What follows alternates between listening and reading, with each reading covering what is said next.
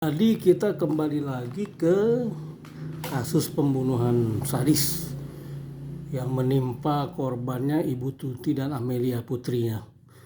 Jadi kepentingannya apa di sini atas meninggalnya ibu dan anak itu tersebut ya? Kepentingan finansial, keuangan atau kepentingan lainnya yang berguna bagi pembunuhnya gitu ya, atau persekongkolan ini menguntungkan siapa atas terbunuhnya ibu dan anak ini. Jadi mungkin itu salah satu pemikiran untuk membongkar kasus ini. Nah, kita kembali lagi masih terakhir ini untuk ke dalam mobil Alphard atau yang terkait dengan mobil Alphard. Jadi mobil Alphard ini diketahui sedang maju mundur pada tanggal 18 Agustus 2021 pagi hari, sedang dimundurkan posisinya, sedang turun ke bawah ya, oleh dua orang. Jadi ada saksi yang melintas di situ mengetahui sedang ada pergerakan mobil Alphard turun ke bawah, masuk ke tanah sebelah dan balik lagi posisi mundur ke atas gitu ya. Dan kedua juga supir angkot yang melintas sempat berhenti karena terhalang oleh mobil Alphard yang mengambil posisi mundur dan sedikit agak lama gitu ya. Biasanya kalau angkot kan bergeraknya cepat, tapi mobil Alphard ini agak lama naik ke atas dengan posisi mundur. Itu yang agak membuat supirnya itu agak atau tersangkanya itu agak kagok ya, agak sulit mengendalikan mobilnya naik ke atas dalam keadaan mundur. Begitu. Jadi itu kisaran 6.36 sampai 6.30. Nah, berikutnya kalau kita urut-urut di dalam mobil Alphard ini, itu bisa banyak barang bukti yang akan dapat sebagai bukti ya secara sah oleh hukum. Pertama, sidik jari yang sudah pasti, sidik jari supir Alphard dan termasuk pembunuhnya. Satu. Kedua, DNA. Ya, ini yang penting banget. Jadi di mana itu berada? Di pertama-tama di luar dulu, di luar mobil Alphardnya, mungkin di luar pintu belakang, pintu depan, pintu geser, ya, pintu depan supir atau pintu samping supir. Jadi seluruh pintu itu bisa menghasilkan sidik jari dan DNA pelaku. Kedua, di dalamnya, jadi di atap-atap supir itu bisa didapat sisa-sisa rambut atau juga bulu-bulu yang ada di tubuh pelaku ya, atau juga serpihan-serpihan lainnya gitu. Itu akan menjadikan DNA. Baik di seluruh kabin itu ya bisa didapat itu, maupun di belakang juga gitu. Kabin belakang maupun di jok-jok kursi belakang pasti ada sidik jari. Jadi nggak mungkin bisa lolos dari mobil Alphard ini karena kan sempit ya. Jadi sudah dengan mudahnya terisolasi atau terfokus di mobil Alphard itu semua bisa didapat. Jadi sidik jari dan DNA pelaku. Nah, itu kondisi yang paling mudah untuk dicarinya ya. Jadi dari keterangan para saksi dia melihat mobil Alphard itu, kita mundur ke belakangnya 6.30 pagi, berarti katakan selesai itu memindahkan mayat dua orang korban itu jam 7 ya. Itu kalau kita urut-urutan ke naik jamnya ya. Tapi kalau kita urut-urutan ke bawahnya artinya mundur ya. Jam 6 pagi itu diketahui ada mobil Alphard lagi mundur. Berarti pembunuhan itu kalau menurut keterangan dokter visum ya, itu ibunya dibunuh lebih awal 5 jam sebelum anaknya. Berarti kalau dari jam 6 pagi 5 jam itu sekitar jam 12 atau antara jam 12 dan jam 1 ya. Jam 1 pagi itu ibunya dibunuh. Nah, anaknya 5 jam kemudian, berarti anaknya keluar subuh ya untuk sholat subuh ini ya, keluar kamar mungkin mau ngambil air wudhu gitu ya. Mungkin dibunuhnya juga di dalam kamar, terus dimandikan di kamar mandi ya.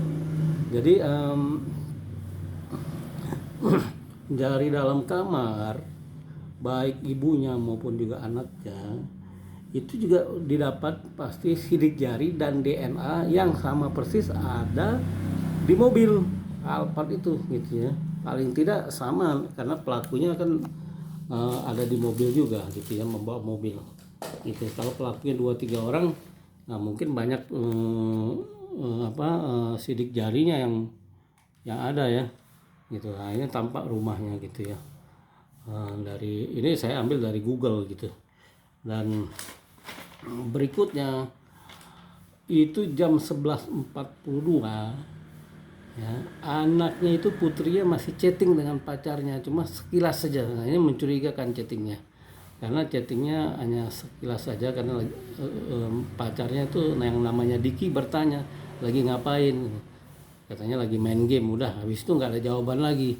Kemungkinan itu anak sudah dikuasai oleh para pembunuh atau diikat dulu ya. Jadi bukan subuh dan baru dibunuh subuhnya gitu. Jadi jam 11.42 mungkin anak itu udah dalam penguasaan para pembunuh, tapi belum dibunuh gitu ya. Kemungkinan besar seperti itu. Karena chattingnya itu sangat sederhana, nggak mungkin orang pacaran itu settingnya chatting atau juga SMS ya, atau juga WA itu hanya sederhana seperti itu ya. Ditanya lagi ngapain, main game, dah habis itu nggak ada komunikasi lagi gitu. Nggak mungkin, itu biasanya terjadi komunikasi, apalagi sudah nggak ketemu 2-3 hari pasti ada komunikasi lebih panjang gitu ya. Nah itu kalau dengan kesimpulannya dari visum dokter itu menyatakan ibunya meninggal lebih awal 5 jam lebih daripada anaknya, makanya ibunya sekitar meninggal jam 12 sampai jam 1 gitu ya.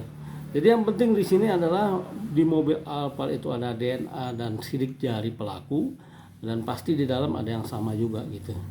Nah, bagaimana yang paling karena saat ini polemik berada saling tuding di antara keluarganya, baik pihak suaminya maupun juga istri mudanya maupun anak-anak dari istri muda, dan juga terkait dengan yayasannya, di mana katanya ada uangnya banyak di situ, tapi bagi polisi ini fakta hukumnya belum kuat gitu ya. Nah, jadi yang penting sekarang mencari fakta hukum lainnya seperti pengendara mobil Alphard ini gitu ya. Kalau polemik itu yang ada di YouTube ataupun di pemberitaan-pemberitaan itu mungkin bukan fakta hukum ya. Nah, di sini kan bagaimana polisi selanjutnya menangkap pelaku pembunuhan itu dan juga melanjutkan ke persidangan, artinya memberikan data semua ke kejaksaan bawa ke pengadilan.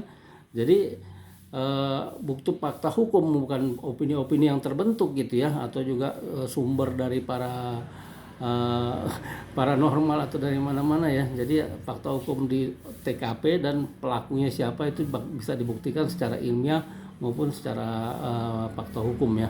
Nah ini yang ada kelanjutannya gitu, bukannya hanya selesai di tangan polisi, ada ke kejaksaan, harus dikasih juga dokumentasinya dan juga di alat-alat pendukung lainnya bagi para tersangka gitu ya, bukan hanya opini-opini yang terbentuk di YouTube.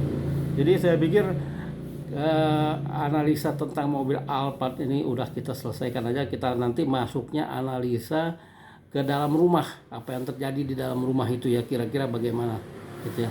Sumber data ya yang sudah ada dipublikasikan gitu, jadi tidak ada sumber data lain. Sumber data yang sudah dipublikasikan itu yang kita analisa lebih lanjut dengan skenario dan probabilitas gitu ya, sehingga kita dengan mudahnya dapat baru memperkirakan tahap-tahap awal. Akan tapi polisi sudah memiliki data yang lebih lengkap lagi daripada YouTuber gitu ya, tapi kan polisi belum mau mengatakan yang atau secara detail karena takutnya penyelidikan akan terganggu gitu. Jadi kita doakan aja polisi dapat menangkap pengendara Alphard dulu. Baik, begitu aja ya. Terima kasih.